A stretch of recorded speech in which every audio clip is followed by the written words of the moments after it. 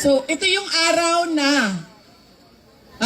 paalis siya, papuntang Amerika. Pumunta kami, sinamahan ako ni Senator Amy. Siya yung kumuha ng oras ng schedule para makausap ko si BBM. Noong nandun na kami, binanggit ko sa kanya ang impeachment. Pero hindi yung impeachment ang gusto kong marinig ninyo na kwento ngayong gabi na ito. Doon sa pag-uusap naming kaming tatlo lang yun pasensya na silang dalawa. Marites yung nandoon sa harap, nilang dalawa. Nag-uusap kaming tatlo, nabanggit ni BBM ang pag-amenda ng konstitusyon. At sinabi niya na, madami siya sinabi, pero ang gist ng sinabi niya ay, we will just amend. Kasi English man sila pag mag-istorya, no? So ako dito, anak, kuya mo aning in English, ay, we will just amend the economic provisions of the Constitution. Nakirinig ko at nakita ko talaga na sumagot si Senator Amy. Sabi niya, that is a dangerous thing. Sabi niya, if you open the Constitution to amendments, you do not just open it to economic provisions. You open it for all amendments of the Constitution. At nagsagutan na silang dalawa sa harap ko dahil sa ating Constitution. Kaya yan ang pruweba ko at proof ko sa inyo na magkaiba na tao. Ibang tao, si BBM. Ibang tao, si Amy Marcos. Okay na ma'am, pwede ka na umalis.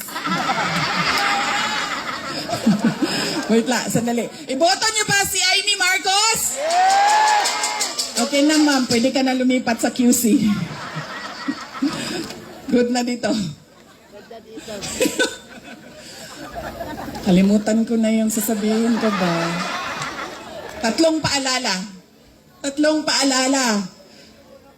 Hindi natin tinitingnan kung ano ba yung mga pangako niya noon. Tumakbo siya noon. May pangako siya. Binigay ba niya? Hindi! 20 kilos bigas!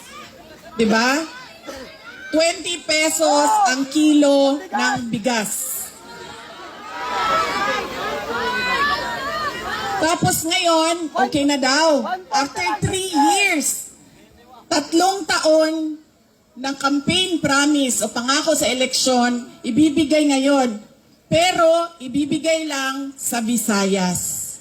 Para bang hindi kayo nagugutom dito sa syudad ng Maynila. At parang hindi nagkukulang ang pera ninyo pambili ng pagkain.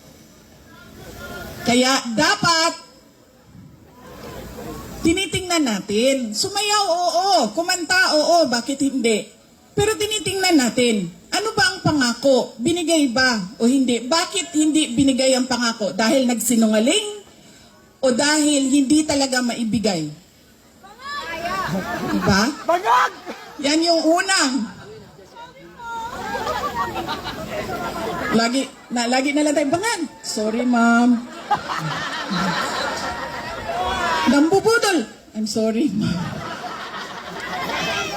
Kasi naman sabi ko, okay lang. Nice lang. Hindi siya makapagsalita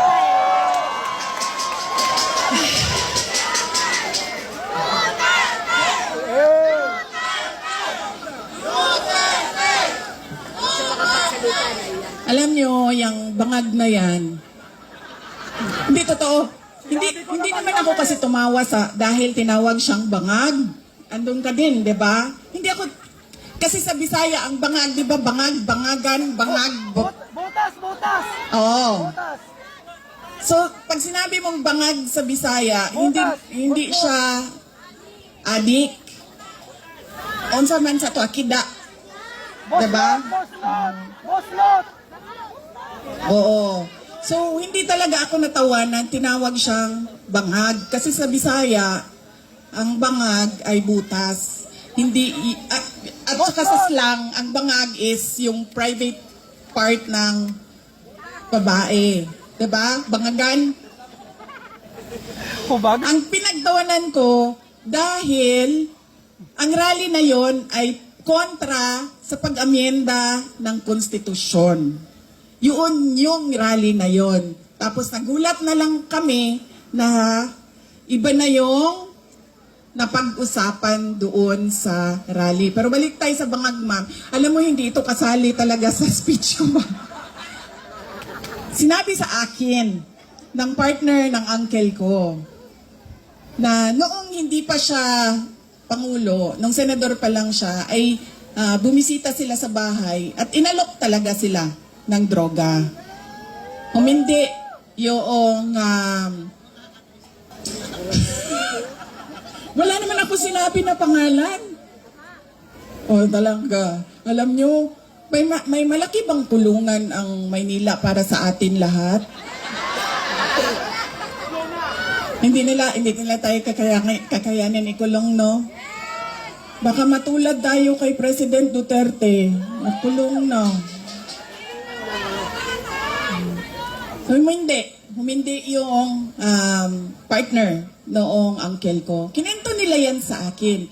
Ang buong akala ko naman, kasi matanda na, 'di ba? May edad na, natututo ka na sa kung anong mga mali na ginagawa ng kabataan mo, ay nagbabago yung tao. Hindi ko alam na yun na nga ang nangyari. Kaya balik tayo sa paalala, tingnan nyo muna. Pagkatapos niyang kumanta, tanungin ninyo ang sarili ninyo. Noon, nakinig ako sa'yo. Ano ang pangako mo? Binigay mo ba?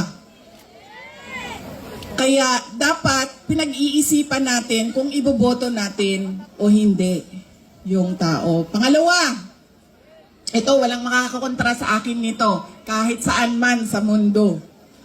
Hindi dahil galing yan sa malaking pamilya ng mga politiko ay automatic ang boto ninyo.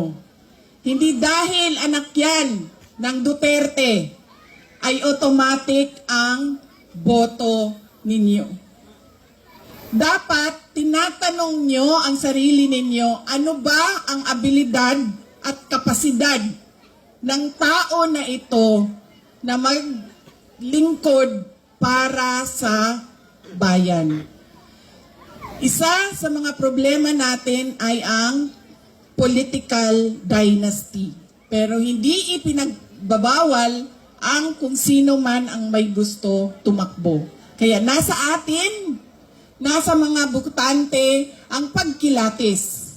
Duterte yan. Anong abilidad niyan, anong kapasidad niyan, at sino yan siya. Pangatlo, at huling problema natin, paulit-ulit, behavior, ugali natin sa eleksyon, sa halalan, ay yung palitan ng boto at pera. Dahil